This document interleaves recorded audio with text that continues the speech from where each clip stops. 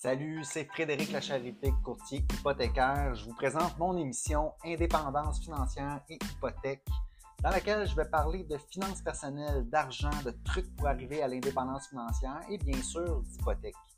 Je m'adresse à ceux qui veulent s'enrichir, qui veulent prendre leurs finances en main. Je m'adresse à la classe moyenne, ceux qui veulent sortir du rat race. Je vous transmettrai ma formule pour atteindre l'indépendance financière. Donc, je vous invite à vous abonner à ce podcast. Ce sera un honneur pour moi de vous parler d'indépendance financière et d'hypothèque.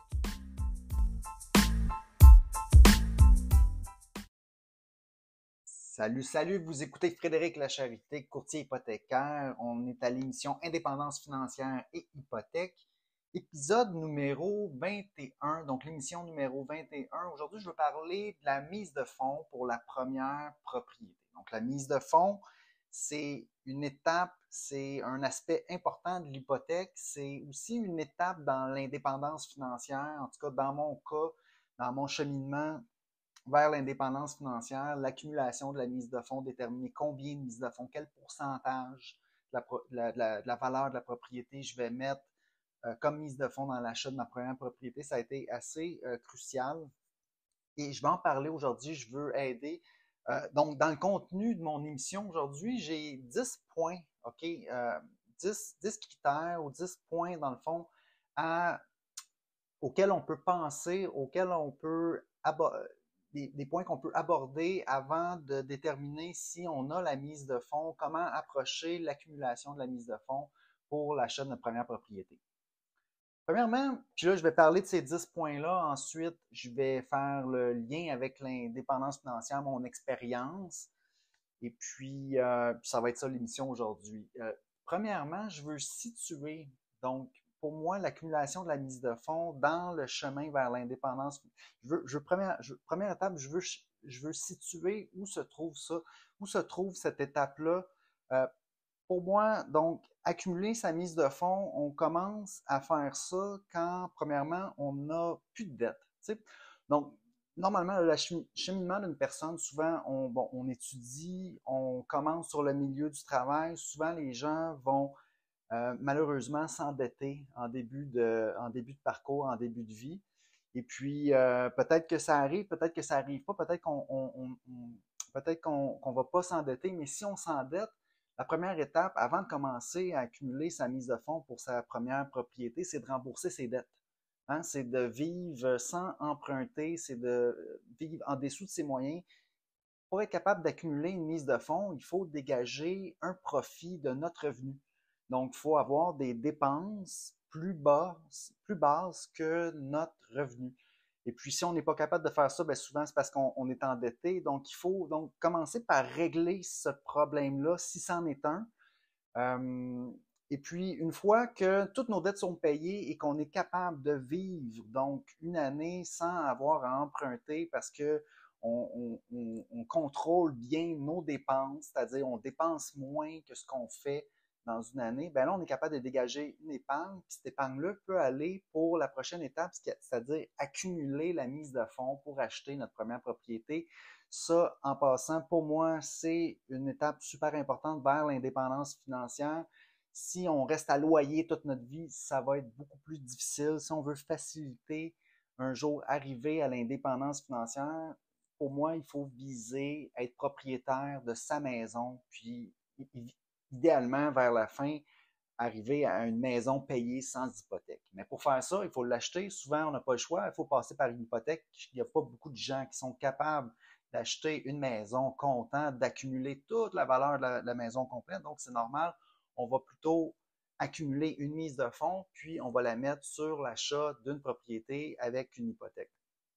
Puis là, ben, le podcast aujourd'hui, je veux parler de combien, donc quel pourcentage, comment qu'on fait pour accumuler notre mise de fonds. Donc, les 10 points dont je veux parler tournent autour de ça. Alors, je vais, premier point, OK, évaluer vos finances. Donc, avant toute chose, évaluez honnêtement vos finances. Combien pouvez-vous vous permettre de mettre de côté sans nuire à votre sécurité financière puis sans vider votre compte épargne d'urgence? Évidemment, on veut acheter une maison, mais on ne veut pas le faire à n'importe quel prix.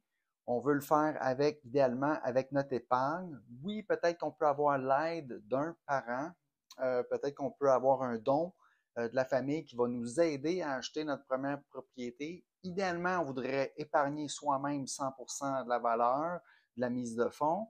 Euh, mais si on a un coup de main, ça peut aider. Je ne sais pas moi si c'est 50-50 ou si on a un don de 50%, on peut vouloir en profiter, évidemment. Euh, ça peut servir à ça, la famille. Il faut faire attention, par contre, si la famille, si notre parent nous donne 100% de la mise de fonds, puis qu'on n'a pas bâti le muscle d'épargner soi-même, peut-être qu'on va avoir une mise de fonds, oui, pour notre maison, mais que en réalité, on va acheter notre maison, puis on n'aura pas compris qu'il faut vivre en dessous de ses revenus et que plus tard, on va avoir d'autres problèmes, donc d'endettement, parce qu'on va se mettre à consommer au-delà de ce qu'on est capable. Donc, moi, ce que j'aime, c'est vraiment de voir une personne qui a épargné sa mise de fonds, au moins une partie de sa mise de fonds, si cette personne-là a aussi un don de sa famille. Et puis, en passant, c'est ce que les banques veulent voir. Hein. Donc, point numéro un, évaluez vos finances avant toute chose. Donc, regardez de combien qu'on peut se mettre de côté sans vider notre compte épargne, notre compte d'urgence. Euh, Puis là, combien de temps ça va nous prendre pour épargner la mise de fonds? Est-ce que ça va nous prendre 20 ans pour épargner 20% de la mise de fonds de la maison qu'on veut s'acheter? Ben, peut-être que là, à ce moment-là, on est mieux d'y aller avec une mise de fonds à plus petit pourcentage. Tu sais, si on voit que ça va prendre trop longtemps pour l'épargner, peut-être qu'il faut revoir notre budget, revoir nos priorités, augmenter nos revenus, diminuer nos dépenses, trouver une solution. Puis, évidemment, si la solution, c'est de diminuer notre mise de fonds, c'est-à-dire aller en dessous de 20% et d'y aller à 5, 10 ou 15% de mise de fonds, ben, ça peut être une solution envisageable euh, si on a regardé toutes les autres solutions possibles. Deuxième point, quand vient le temps de décider combien en mise de fonds on va mettre sur notre propriété, c'est de connaître les exigences minimales. Donc, au Canada, pour un achat jusqu'à 500 000 la mise de fonds minimale, c'est 5%.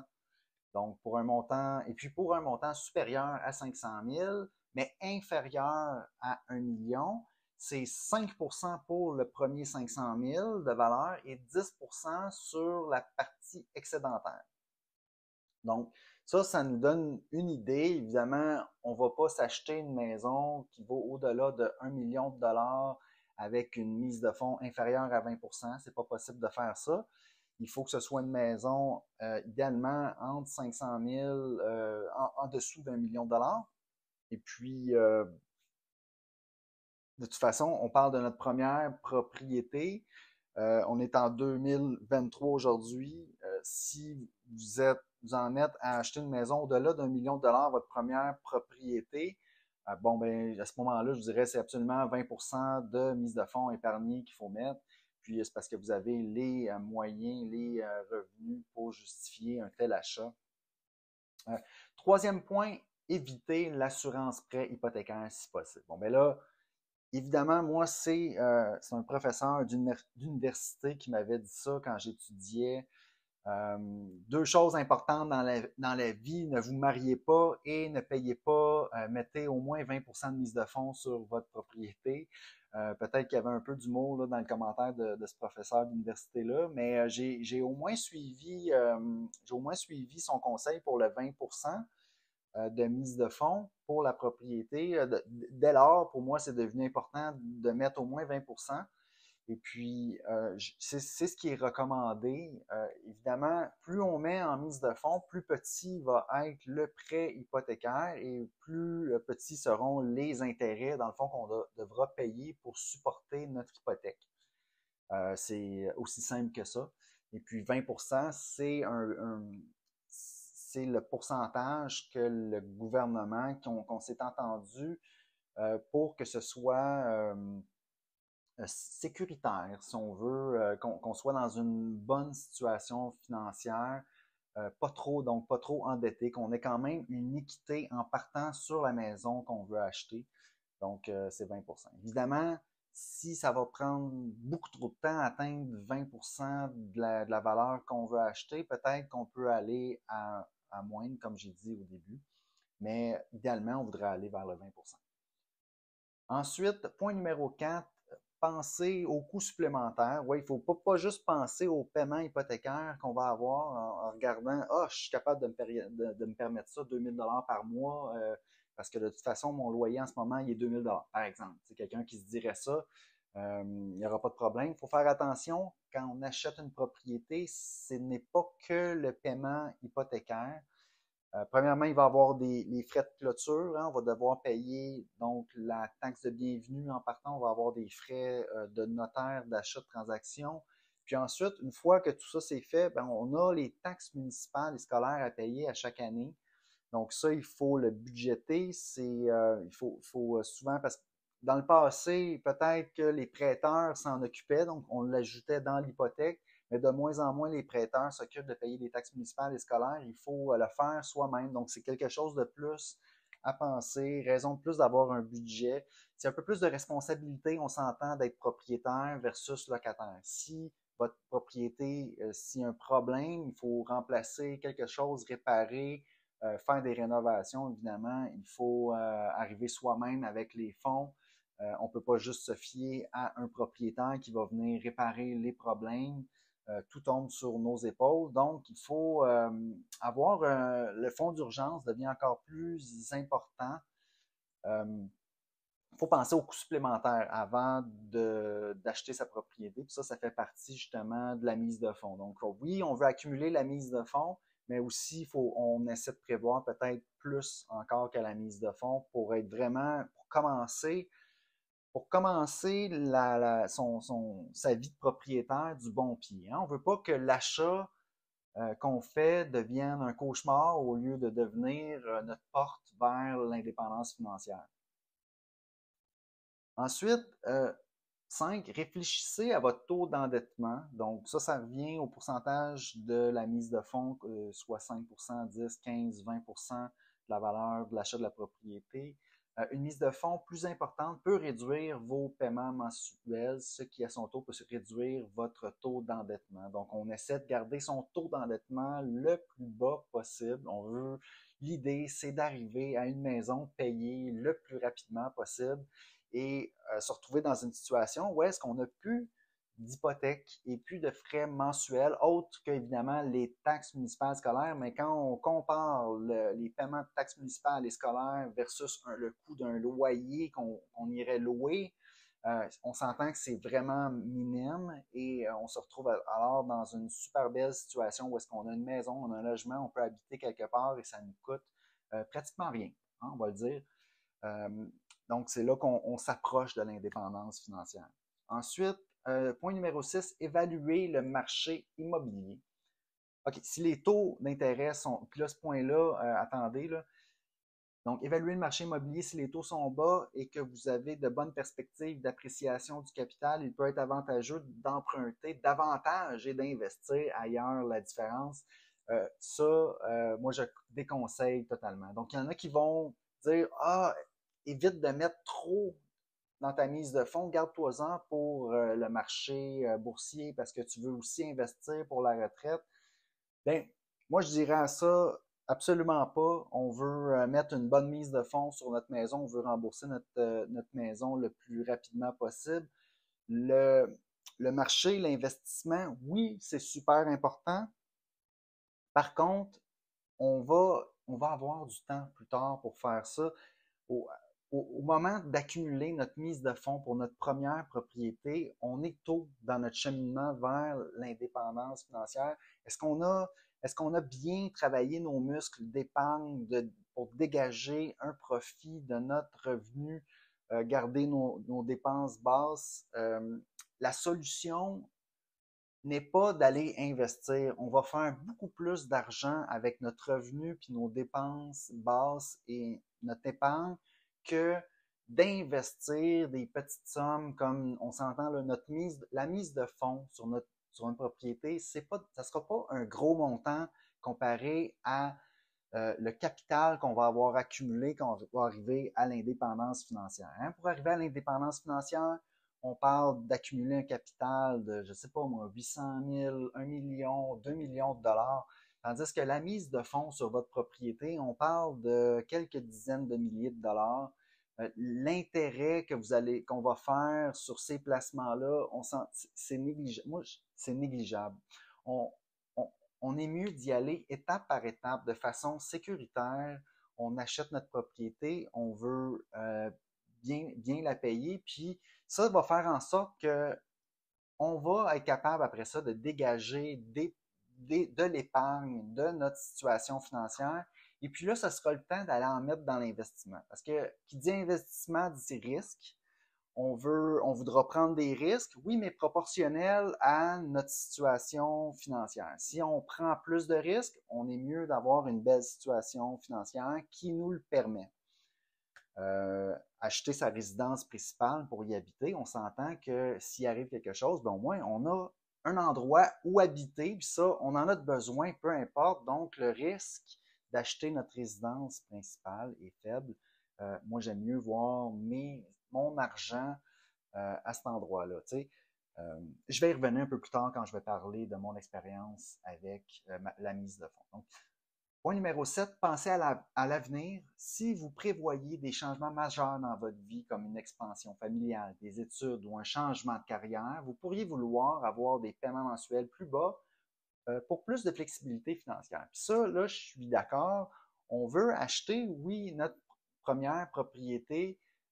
Peut-être que c'est pas une bonne idée de vider tous nos comptes au complet puis d'arriver à se mettre dans une situation précaire pour la première année. Parce que là, peut-être que oui, on va être correct si la propriété est en excellente condition, qu'on n'a pas besoin, qu'il n'y a pas de surprise, mais souvent, là, les surprises y arrivent quand on n'est pas en bonne position financière. Donc, oui, ça peut être une bonne idée de se garder un buffer, quitte à aller payer la prime d'assurance SCHL en mettant peut-être un petit peu moins, peut-être au lieu de mettre 20%, mettre 15%. Si c'est pour se garder un buffer, un fonds d'urgence, ça vaut peut-être la peine de le faire. Surtout si on a des changements majeurs qui s'en viennent dans le futur, on peut prévoir se garder un épargne pour ça. Ça, je suis d'accord. Il faut le prendre en compte quand on achète sa première propriété, quand on décide quel montant on va mettre pour notre mise de fonds. Point numéro 8, soyez prudent avec les investissements. Donc ça, je reviens à ce que je disais tantôt. Donc, si vous envisagez d'utiliser une mise de fonds moins importante pour investir la différence ailleurs, assurez-vous de comprendre les risques associés. Bon, premièrement, moi, je dis, faites pas ça, là. Allez pas investir la différence ailleurs. Mettez votre 20% de mise de fonds assurément dans votre maison. Prenez pas la décision de prendre une partie de la mise de fonds puis de l'investir. Ça, je pense que c'est pas une bonne idée. Vous pourriez le mettre dans un compte épargne en fonds d'urgence. Ça, déjà, c'est plus compréhensible, mais d'aller l'investir, il y a un risque. Je suis pas d'accord avec cette idée-là. Ensuite, les marchés peuvent être volatiles, il n'y a pas de garantie de rendement. Donc, on est trop tôt. Hein? Si on est pour prendre une partie de sa mise de fonds puis l'investir, on est en vérité, on est trop tôt pour prendre des gros risques. On est mieux de solidifier notre situation financière et ensuite d'investir. Ça va venir assez vite en passant. Moi, je me fie à mon expérience personnelle.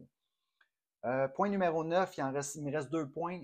Point numéro 9, consulter un professionnel, un conseiller financier ou un courtier hypothécaire peut vous aider à évaluer votre situation spécifique, déterminer le montant de la mise de fonds la plus appropriée pour vous. Absolument. Puis en passant, que ce soit un courtier hypothécaire, un conseiller financier, normalement, ça ne coûte rien d'en consulter un. Pour ma part, moi, ça me fait plaisir, quelqu'un qui se demande quoi faire. Une consultation, ça ne coûte rien. Moi, je vais tout à fait donner mon avis, mes conseils sur l'approche à prendre la plus sécuritaire, puis qui va mener vers l'indépendance financière la façon la plus certaine. Ça va être l'approche que je vais faire si quelqu'un vient me voir pour avoir des conseils sur sa mise de fonds. Donc, oui, consulter un professionnel, je vous encourage à faire ça. Ensuite, revoyez votre budget. Donc, après avoir considéré tous ces points-là, revoyez votre budget. Tu sais, un budget, on s'entend là, que c'est pas tout le monde qui le fait. Je pense que d'aller vers l'achat d'une première propriété, ça peut être un très bon temps pour commencer à en faire un. Ça aussi, en passant, si vous écoutez cette émission-là, vous voulez des conseils par rapport à un budget, moi, je fais mon budget, OK, depuis 2004. Donc, on est quoi là? Ça va faire quasiment 19 ans qu'à chaque mois, je fais mon budget dans Quicken. Je fais une révision annuelle de mes postes d'enveloppe à chaque année. C'est un exercice pour moi qui a été extrêmement bénéfique. J'ai réussi à m'enrichir en grande partie grâce à ça parce que j'ai été capable de dégager une épargne, je calculais mes revenus, mes dépenses, puis juste l'exercice de faire un budget fait en sorte qu'on est plus conscient à chaque jour de nos dépenses et on finit par plus épargner et prendre des meilleures décisions financières. Donc, 10.10, revoir son budget. L'important, c'est de prendre une décision éclairée qui correspond à la fois à votre situation financière actuelle et vos objectifs futurs. Je vais rapidement en terminant avec mon expérience personnelle pour la mise de fonds. Moi, en 2008, j'ai fait l'acquisition de ma première propriété, un condo sur la rue Saint-Jacques à Montréal. Et puis, j'ai mis à ce moment-là 20% de mise de fonds. De ce 20% de mise de fonds-là, j'avais peut-être, en fait, je vais le dire, la mise de fonds était de 38 000 et puis j'avais un 5 000 là-dedans qui était dans mes REER que j'ai sorti avec un RAP. Donc, j'ai fait un tout petit RAP de 5 000 sur la mise de fonds de 38. Le reste, c'était quoi le reste? C'était de l'épargne. C'était donc en 2004 et 2008, moi j'ai pris 4 années où est-ce que à chaque paye, je prenais le maximum que je pouvais et je le poussais dans un compte épargne. Aussi simple que ça. Aussi simple que ça. J'ai fait ça pendant 4 ans. Et puis, au bout de 4 ans, proche en 2008, ben, j'avais accumulé près de 38 000 dollars. Bon, j'en mettais un petit peu dans mes REER, évidemment, pour réduire mon impôt. Puis là, j'ai décidé de faire le rap, d'aller chercher l'argent dans mes REER pour le mettre sur ma mise de fonds parce que je voulais absolument pas payer la prime d'assurance SCHL qui aurait été de 5-6 000 dollars supplémentaires si j'avais pas pu arriver avec le 20% de mise de fonds. J'ai décidé d'écouter mon professeur d'université qui m'avait recommandé de vraiment mettre le 20%. Et puis, je ne l'ai pas regretté parce que ensuite, bon, j'ai peut-être été serré pendant 1 an. Par contre, tu sais, j'avais des bons revenus par rapport à mon paiement hypothécaire. Donc, puis là, ben, quand on déménage dans un nouveau condo, c'est ça, j'ai dû m'acheter quelques meubles. Bref, ça a pris 1 an pour que je commence à rembourser mon RAP. Puis après ça, ben, quand j'ai commencé à le rembourser, ça n'a pas été très long que. euh, donc, je pense à l'intérieur de 2 ans, là, j'avais fini de rembourser le RAP. J'avais remis l'argent dans mes REER. Euh, donc, ça a été mon expérience avec la mise de fonds. Donc, une épargne systématique pendant 4 ans. Pendant ce temps-là, dans ces 4 années-là, j'étais assez conscient de dégager le plus gros épargne possible. J'étais allé en colocation avec un de mes amis pendant plusieurs mois. Puis là, à un certain point, ben, je voulais habiter seul. Et puis en 2008, ben, j'ai décidé de faire le saut. Et, euh, et à ce moment-là, ben, ma valeur nette, hein, c'était pratiquement toute ma mise de fonds. Hein. Je suis parti, dans le fond, en 2008, ma valeur nette était de zéro.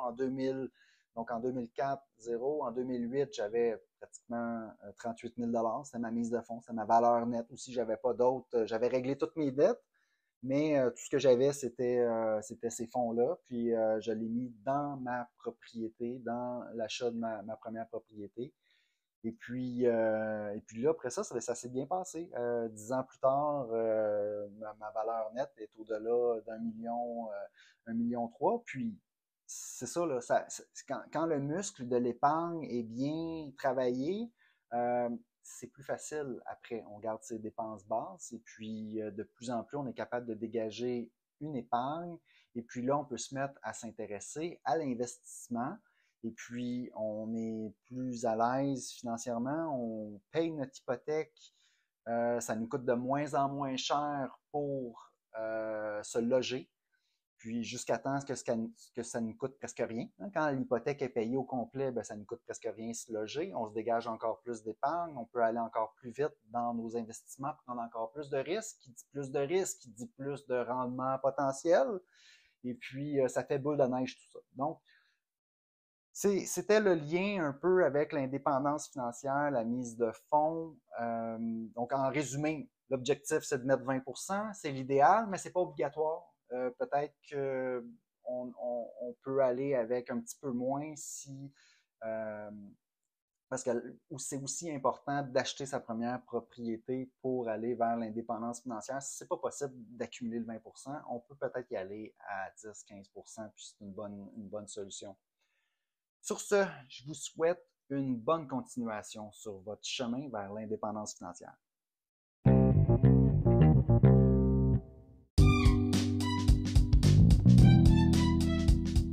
Alors, si vous avez apprécié l'émission, je vous invite à vous abonner. J'ai aussi une page Facebook à laquelle vous pouvez vous abonner. Ça s'appelle Frédéric Lachèreté, courtier hypothécaire. Vous verrez passer mes publications hypothécaires quotidiennement. Si vous avez des questions ensuite d'hypothèque pour moi, achat, renouvellement, refinancement, n'hésitez pas à communiquer avec moi en prenant rendez-vous. L'adresse parleravecfred.com. C'est un site, ça va vous mener directement sur mon calendrier. Vous pouvez choisir la date, l'heure, choisir le moment qui vous convient pour prendre rendez-vous. Ensuite, par courriel à hypothèque au pluriel, donc hypothèque avec un S, à commercial frédériclacharité.com, téléphone 514-243-8994. Toutes ces infos-là sont disponibles dans les notes de l'émission. Puis ça me fera plaisir de parler d'indépendance financière et d'hypothèque avec vous.